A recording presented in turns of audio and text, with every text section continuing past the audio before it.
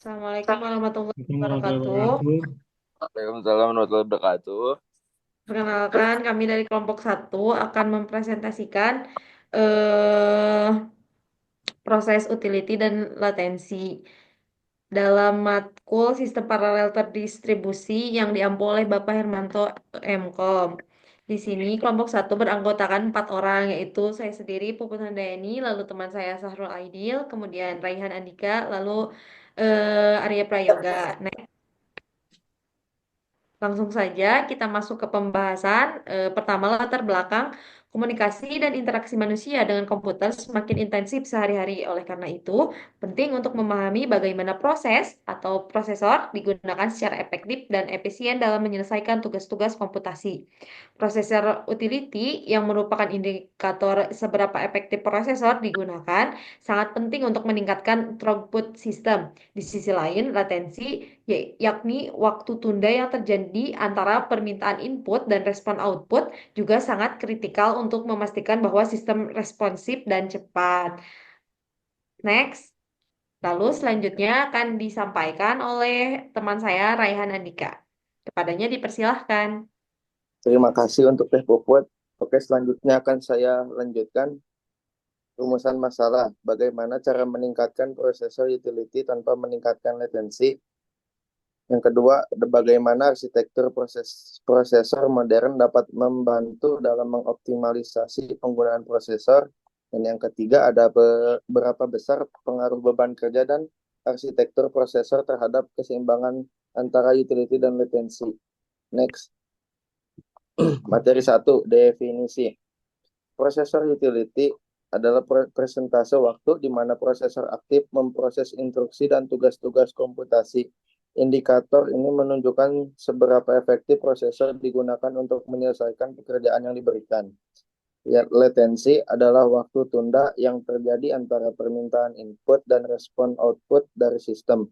Latensi yang rendah sangat penting untuk meningkatkan pengalaman pengguna, terutama dalam aplikasi real-time.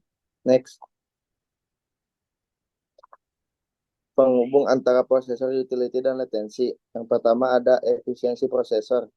Utilisasi prosesor yang tinggi dapat meningkatkan output sistem, namun juga dapat menyebabkan peningkatan latensi jika beban kerja terlalu berat.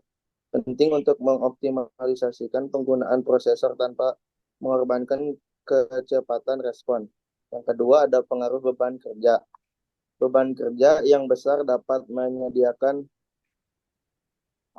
bottleneck, meningkatkan waktu dalam pemrosesan data. Yang kedua ada arsitektur proses yang baik dapat membantu dalam mengelola beban kerja secara efisien. Selanjutnya akan disampaikan oleh teman saya, Syahrul Aidil. Terima kasih. Baik, terima kasih. Selanjutnya ada faktor-faktor yang mempengaruhi prosesor utility. Yang pertama ada beban kerja, jumlah dan kompleksitas tugas yang diproses oleh prosesor. Yang kedua ada arsitektur prosesor, desain dan kemampuan prosesor dalam mengeksekusi instruksi secara paralel. Yang ketiga ada alokasi sumber daya komputasi, distribusi sumber daya komputasi yang efisien dan memaksimalkan pengguna untuk prosesor. Selanjutnya ada teknik optimalisasi, mengurangi latensi, implementasi teknik caching atau mempercepat akses data, penggunaan algoritma yang memprosesan yang efisien untuk mengurangi waktu tunda, meningkatkan utilasi prosesor, penjajakan distribusi beban kerja secara merata di antara inti prosesor. Yang terakhir ada optimasi kode aplikasi agar lebih efisien dalam memanfaatkan sumber daya. Penerapan dalam aplikasi. Layanan cloud mengoptimalkan penggunaan prosesor dan meminimalkan laten untuk meningkatkan responsivitas.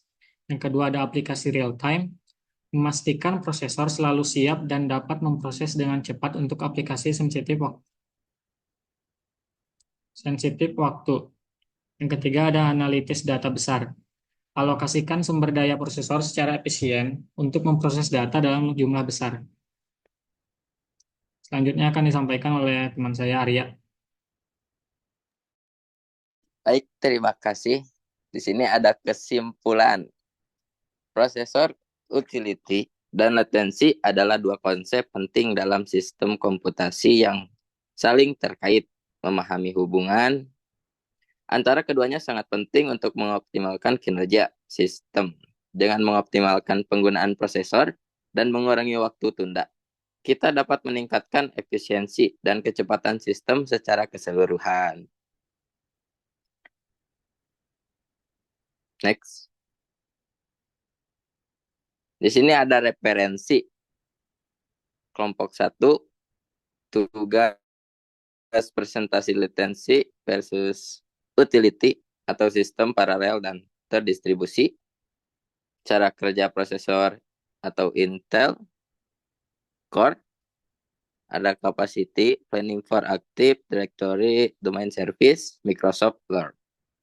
Next. Terima kasih.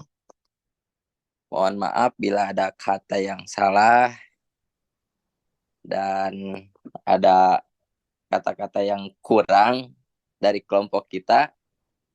Mohon dimaafkan. Terima kasih. Wassalamualaikum warahmatullahi wabarakatuh. Waalaikumsalam Waalaikumsalam. warahmatullahi wabarakatuh.